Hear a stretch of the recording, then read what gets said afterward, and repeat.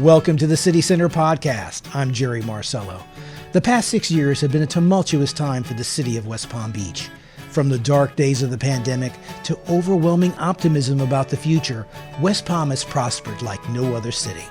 Today, we'll talk with Mayor Keith James about how the city got here, how 2025 is shaping up, and what he sees is in store for the city on the move. Coming up next.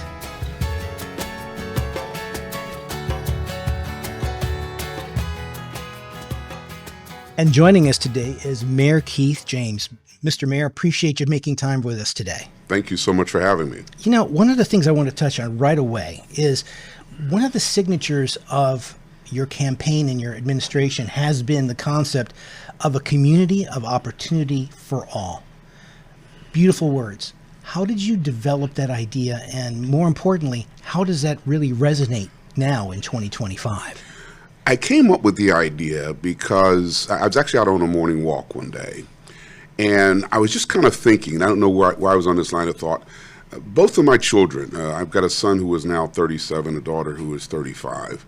Both of them were born here in West Palm Beach, educated here, matriculated through the public schools, and each of them went off. My son went to Duke undergrad, my daughter went to Harvard. But they never once thought about coming back to West Palm Beach to actually live, right? They were pursuing their careers, they're pursuing their educational opportunities and their professional opportunities. They felt they had to leave West Palm Beach to pursue those opportunities. And I thought to myself, why can't West Palm Beach be a place where there is indeed an opportunity, a community of opportunity for all? This was pre-COVID. This was because I ran for office, was elected in March of 2019. So this is well before COVID. But that was kind of my idea. Why can't we create a city where young, talented people who grow up here can feel that either they can live here or return here to pursue their particular opportunities? And that's how I really came up with it. It's really kind of a personal thing with me. Wow, I'd love to have my kids feel like, now they may still want to go to New York or California, but at least feel like West Palm Beach was an option. You talked about young people wanting to return to West Palm Beach or stay in West Palm Beach. Do you feel that we've started to make progress in creating an environment where young people will want to stay? Oh, absolutely. Because I think we're now bringing the jobs here that these people would like to have. We're also bringing educational institutions, with Vanderbilt establishing a graduate MBA program, engineering, and it would also have some cybersecurity and financial services, that type of thing. So young people may go off to get their undergraduate someplace else, but at least the Vanderbilt might be an option for them if they grew up here. But also the jobs are here. That's one reason why Vanderbilt is coming here, because the companies with the jobs of tomorrow are being attracted to West Palm Beach, and I think you create a critical mass. Once you get a few of these young people here, whether it's in the financial services industry, which we already have, or in what I think was what's on the pipeline, what's coming down the pipeline, is a tech hub, more tech companies coming here. Now it creates an energy in and of itself, right. And I guess one of the biggest compliments, going back to my daughter, I don't know why I'm making this so personal, but it is personal. My daughter happened to be here a few weeks ago. She now resides in Cape Town, South Africa. It's a whole nother story. But, you know, we were out having lunch at some place, and she voluntarily stated, she said, "Wow, Dad, West Palm Beach is getting pretty cool." As the mayor of this city, that's probably the ultimate compliment coming from my daughter. She has very sophisticated taste. So for her to say she's seeing West Palm Beach is cool, that's the ultimate compliment. That is a great goal to have. Okay, so you mentioned before that you started your time as mayor in 2019. Yes. 6 years have gone by. Reflect on how you've had, what your successes have been over the 6 years, and what do you think about the remaining 2 years? Well, another plank in my campaigning platform was public safety is job number one. So when I think about what we've accomplished over the 6 years, I go back to the fundamentals. And I think we've done a very good job of making West Palm Beach safer, making people feel safer in our city. When I was running, West Palm Beach had 3 consecutive years, where in each of those years there were 18 murders. 18 murders. Indeed, West Palm Beach was in the top 10 on a per capita basis for the most violent city in the nation. This is back 2017, 2018, 2019. So we have come a long way since then. Violent crimes have gone down significantly. And so that, to me, is the major accomplishment. Now, that doesn't mean the job is done. If we have one more murder, that's one too many. Okay, so we still have to be vigilant and intentional about continuing to make West Palm Beach feel safe and secure. Having made significant progress there, another area, and this goes back to my goal of making West Palm Beach a community of opportunity for all, what kind of housing opportunities do we have? To some degree, West Palm Beach has been a victim of its own success. As the word has gotten out about what West Palm Beach is, who we are as a city, more and more people looking to move down here. The simple supplies of supply and demand, simple laws of supply and demand, enter into the picture when it comes to housing. As you put more and more demand for housing there, the prices will go up. So I have to continue as the mayor to continue to be intentional about doing whatever we can as a city, whatever policies we can adopt, whatever ordinances we can adopt to incentivize the developers to give us more affordable and workforce housing. And we're making progress there. I established a goal of 1,400 units in 8 years of having 1,400 units of affordable housing completed or on the books by the time I finish up my second term in 2027. I'm happy to say I think we're about 72% of the way there, and I'm confident that in the next 2 years we will have exceeded that. 1,400 may not sound like a lot, but relatively speaking, that's more than any other municipality has put on the books, and it's more than the county has put on the books. So I'm proud of our success. Could we do more? Do I want to do more? Absolutely. But we at least have a tangible goal that I think we will far exceed.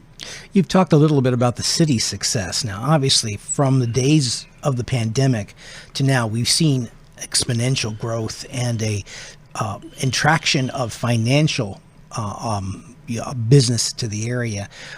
How did this happen? How did we get there?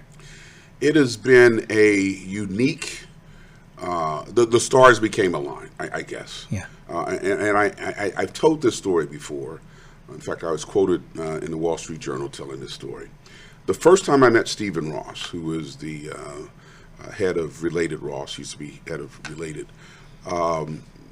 billionaire owner of the Dolphins. The first time I met him was when we had a groundbreaking for a major luxury residential project that they were doing. I had never met him. I dealt with his partner, Ken Himmel, over the years when I was a commissioner. And so this must have been in probably 2020. Anyway, first time I met him, he comes over to me. We shake hands, go through the normal niceties, and he looks me in the eye. He says, "Mr. Mayor, I want you to know I'm spending money in your city like a drunken sailor." Anytime a billionaire tells you they're spending that much money, that's a lot of money. That's a lot of money. But what I was most encouraged by, he says, poked me in the chest. He says, "I'm doing it because of your leadership." So to answer your question more directly, there is a convergence of public sector and private sector pursuing a common goal. I've made it very clear, this goes back to my vision of making West Palm Beach a community of opportunity for all. In other words, inclusive growth. It's important to me that as we continue to grow as a city, that the benefits of this growth extend throughout my city. That is a message that I preach whenever I talk to developers or businesses that are looking to come to the city, and it's something I was consistent when I talked to Mr. Ross about. It resonated with him because I think he understood, as someone who has developed projects throughout the world and certainly throughout this country, that it's not just the buildings. You got to have a healthy community. in order to attract the tenants that they're looking to attract. So you have a unique convergence of certainly the public sector, me, articulating this goal, inclusive growth, and a private sector, a significant private sector partner, related Ross, Stephen Ross, who also believes that inclusive growth is a worthwhile goal. And so those two partnerships, those two forces are coming together to pursue the goal of inclusive growth. To Mr. Ross's benefit, and he's brought other developers on, they're doing more than just building buildings. And that's what I tell these guys. I want you to I don't need more pretty buildings in my city. I need help building a community. So to him, it's more than just building the buildings. He has been very influential in attracting the Vanderbilt project to come here. He's been very involved in attracting Cleveland Clinic come here because he recognized there's a need for quality health care, and also looking at opportunities for both public and private K through 12 educational opportunities, recognizing that all of those factors have to come together to have the kind of community that the companies that they're looking to attract, the tenants they're looking to attract, will want to, where the employees of those companies will want to be. What do you say to people who say that the city has grown too far and too fast? Well, you know, one thing I learned in this business of being an elected official or politician, as some people call me, is you can never please everyone. Listen, some people are afraid of change. Others welcome change. My job as the mayor is to try to create the balance. How can we grow? How can we grow and to be the city of tomorrow without sacrificing some of the special characteristics that we have? We've got to be balanced. We've got to be smart. That's why it's so important to make sure that the benefits of the growth are spread throughout the city. If you only have a certain corner of our city that is prospering, and believe me, West Palm Beach has seen growth spurts in the past, but inevitably there are certain communities, certain neighborhoods, certain zip codes that were left out and left behind. I did not want that to happen on my watch. You can't have uber wealthy within blocks of abject poverty. That combination won't work. That is not the model for a sustainable community. So to me, it's very important that as we do this change, as we create an environment where change is welcomed, that we're smart about the growth. Yes, the skyline's changing. There's more traffic. But if we have more jobs for people, if we have more opportunities, whether it's in education, whether it's in employment, whether it's in housing, for folks who might not have otherwise had those opportunities, if we have more smarter mobility and transportation options where we're not just moving people, but we're not just moving cars, but we're moving people, if we are more of a technologically savvy city. Okay, so we need to combine all of those things as we think about growth. But I'm not afraid of the naysayers who say, no, we just need to stay the size that we were when my grandfather came here and settled down. I'm very frank. West Palm Beach is no longer your grandfather's West Palm Beach. I'm not ashamed of that. But my challenge continues to be as mayor of this city to ensure that we are smart about our growth. Indeed, West Palm Beach is no longer our grandfather's city. But a question I have for you, what are the challenges that we face making this city our grandchildren's city? Well, a couple of things. One is we have to anticipate what the jobs of tomorrow are going to be. We can't build based upon old assumptions. We have to be wise and anticipate what's coming down the pike so that we can create an environment in which those opportunities are being created in our city. We still have to stick to some of the basics, though. And I go back to what I was saying before. Public safety is indeed job number one. We have to continue to focus on that, because if people don't feel safe on the streets that they walk, on the streets that they live on, whether in the play, if their kids don't feel safe, if they don't, as a parent, they don't feel safe, they don't feel that their kids are safe in the playgrounds or in the schools. No matter how many beautiful office buildings we build, no matter how many jobs we try to create, they won't be able to take those jobs if we aren't smart about public safety. So that's job one. But the other thing is, I, as the mayor of the city, have to be intentional about pursuing and making West Palm Beach a community of opportunity for all. So when I sit down with the CEOs and the CFOs of companies that are looking to come here, I have to be very candid and very upfront about what my vision is. And many times in those conversations, I'll look the CEO and the CFOs in the eye, and I say, listen, you all are going to be okay as occupiers of the C-suite. I said, but I guarantee you the people that you're looking to hire and retain want to live in an inclusive, safe community. And so that's my job, to continue to build that environment so that companies will continue to look to invest. Let's take a snapshot, 2025. Yes. We're coming up on about halfway through. It's been a tumultuous year. Yeah. Where are we? How do you feel about the year? What is the positives and negatives that you see for 2025?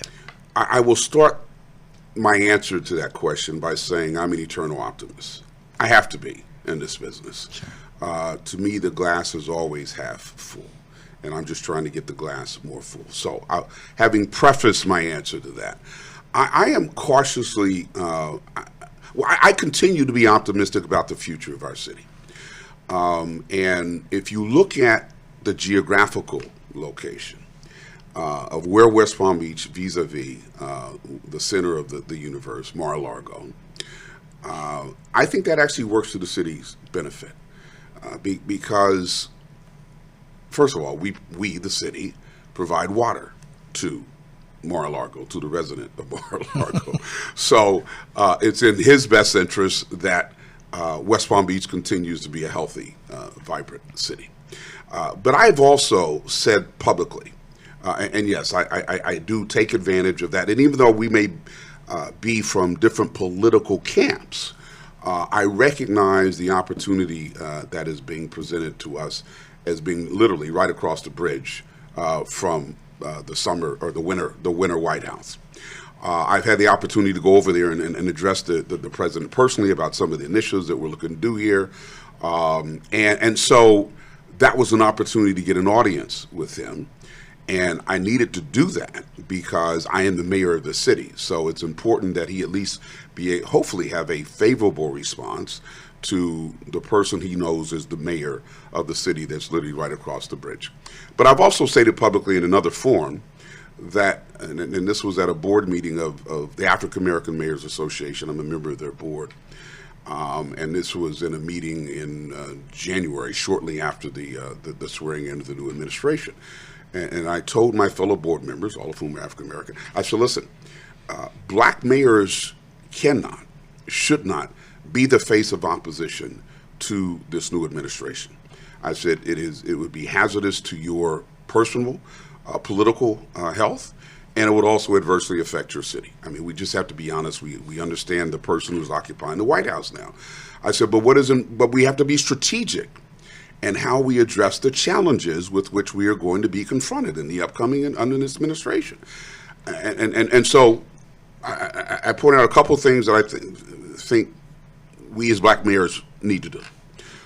One is we need to do a level set or a stress test on what's going to happen if the policies that we're hearing coming out of Washington are indeed adopted, whether there are certain grants that are going to no longer be made, whether there's an attack on DEI and that might adversely affect the jobs that people might get. We need to do that stress test and have that data. Then we need to take that data to the business people in our community, no matter where you may be located. I happen to be located right across the bridge. Others would be in the Midwest, out on the West Coast, et cetera. But inevitably, there will be members of the business community who supported the new president, which is fine. But they're also members of your community. So you need to sit down with them, whether it's through a chamber of commerce or whatever other business organization or one-on-one, and share with them the data that you as the mayor and you and your team have put together as to how these policies will adversely affect our city. This is not a national fight we're fighting. This is a very localized battle. And so I need you, Mr. or Mrs. Mr. Businessman or Mrs. Businesswoman, A, to understand how our city will be adversely affected, and then B, work with me to take the message back to the occupier of the White House and say, we need your help. What you're doing now is going to adversely affect us for the following reasons. All right? And I, the businessman talking, was a supporter of yours, Mr. President. So I need you to help me make my community a stronger community. In other words, we can't be out front in this fight. We need to choose our allies in this fight, but we have to do it based upon data and not just feelings or emotions. Right.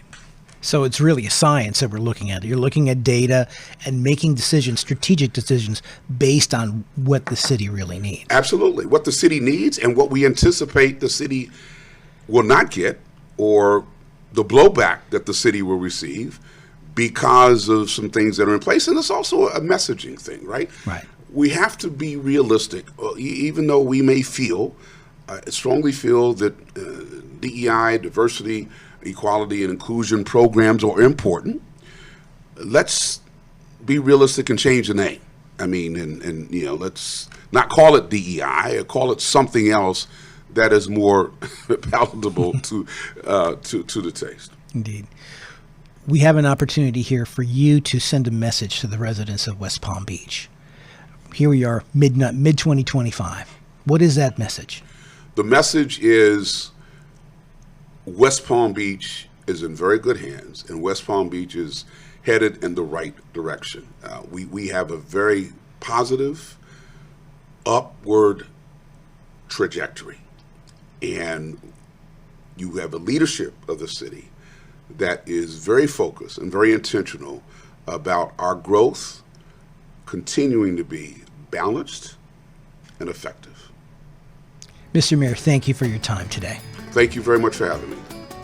And thank you for joining us. The City Center Podcast is a production of the Communications Department for the City of West Palm Beach. I'm Jerry Marcello. We'll see you next time.